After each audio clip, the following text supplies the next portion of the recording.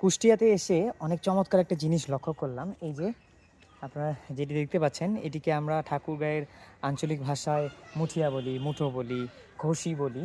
তো এই যে দেখেন, এনারা এখানে এদিকে এগুলো উপরে দেখতে পাচ্ছেন যে কাপড় দিয়ে ছিঁড়ে ছিঁড়ে রশির মতো করে অনেকটা জায়গা জুড়ে, হ্যাঁ, আমরা ঠাকুরগাঁয়ের আঞ্চলিক ভাষায় এটাকে বলি টারা।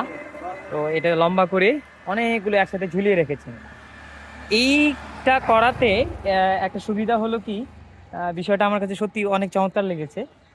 সুবিধাটা হচ্ছে যে আমরা যখন নতুন করে এটা আবার তৈরি করব, নতুন করে এর মাঝখানে যে পাট খড়ি দেওয়া হয় বা অন্যান্য বাঁশের খড়ি দেওয়া হয়, সেগুলো দেওয়ার প্রয়োজন হয় না।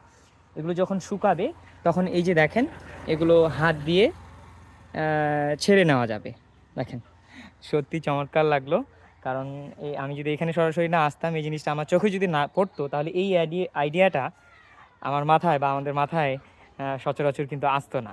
দেখেন, সত্যি ভীষণ চমৎকার লাগছে। ওয়াও, অভিনব পদ্ধতি, যাকে বলে অভিনব পদ্ধতি। আর এইভাবে শুকায়ও তাড়াতাড়ি, খুবই চমৎকার না?